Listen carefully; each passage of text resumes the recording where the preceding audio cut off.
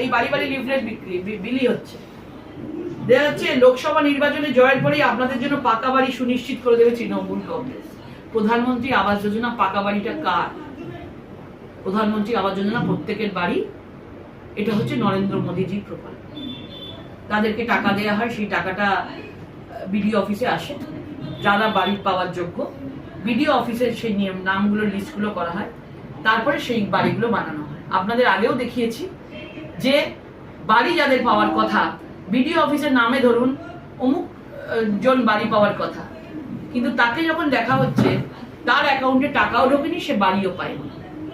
আর অন্য কোনো পঞ্চায়েত মেম্বারের হাতে আপনাদের নাম দিয়ে প্রমাণ দিয়ে দেখিয়ে দিয়েছি তারা বাড়ির টাকা, সেই অ্যাকাউন্টে বাড়ির টাকাটা গেছে। এত বড় দুর্নীতি হচ্ছে। হঠাৎ মনে পড়লো ওনার এই নাম্বারে, দেখুন এই সুবিধা থেকে সমর্থন করুন, এই নাম্বারে কি করবে মানুষ? প্রভাবিত করছে।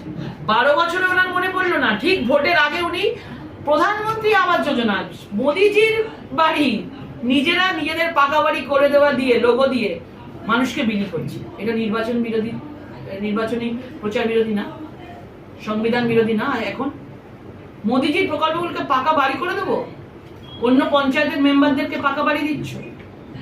12 বছরে করতে পারে না, ভোটের আগে তুমি দেখাচ্ছ তোমাদের পাকা বাড়ি সুনিশ্চিত করবো। মানুষকে মানে মিথ্যে কথা বলছো, আবার ভোট এসে গেলে সব আবার চলবে, সব এরা বাড়ি পাবে না, সব পঞ্চায়েতের লোকেরা বাড়ি পাবে। সেই জন্য এইসব ফাঁদে পা দেবেন না। প্রত্যেককে বলবো, আপনাদের মাধ্যমে আমি নির্বাচন কমিশনে আমি এটা কমপ্লেন জানাবো, এই জিনিস করতে পারে না। দিদি এটা কোথায় দেওয়া হয়েছে? বিভিন্ন জায়গায় বিলি করা হচ্ছে। কালকে শুভেন্দুবাবু বলেছেন এটা নিয়ে, কালকে শুভেন্দুবাবু তার বক্তব্যে রেখেছেন সব জায়গায় ফর্ম ফিল আপ করানো হচ্ছে, ফর্ম দেওয়া হচ্ছে, নাম দেখুন, ফর্ম ফিল আপ করানো হচ্ছে, এটা দেওয়া হচ্ছে, নাম লিখুন। লিখুন চুচুড়াতেও এদিকে ওদিকে বিলি হচ্ছে। এটা যারা আবাস যোজনা বাড়ি পায়নি পাকা বাড়ি করে দেবো। এতদিন ধরে কোথায় ছিল না ওরা?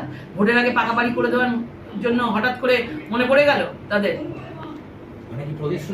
প্রতিশ্রুতি দিচ্ছে, মনে পড়ে গেছে যে পাকা বাড়ি করে দিতে হবে ভোটের আগে, আর তাও আবার প্রধানমন্ত্রীর যোজনাকে নিয়ে। তুমি এত এদিক ওদিক করেছো বাড়ি নিয়ে, দুর্নীতি করেছো বাড়ি নিয়ে, দেখিয়ে দিয়েছি আপনাদের মাধ্যমে, মিডিয়াতে এসেছিল কিভাবে বাড়ি নিয়ে দুর্নীতি করেছে। আপনাদের দেখুন বিষয়টা, এবং আমরা নির্বাচন কমিশনে জানাচ্ছি।